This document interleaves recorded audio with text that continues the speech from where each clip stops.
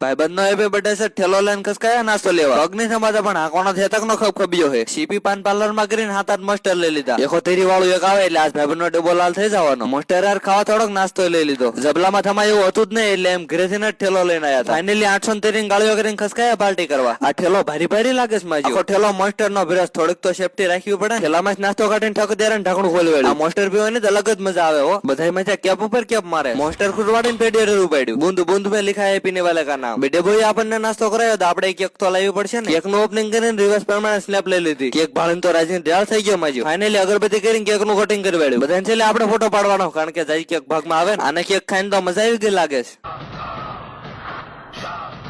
ખબર હે બહુ વધારે થઈ ગયું પણ હાલ છે હવે. હાર હજી એક વાર જોઈ લ્યો.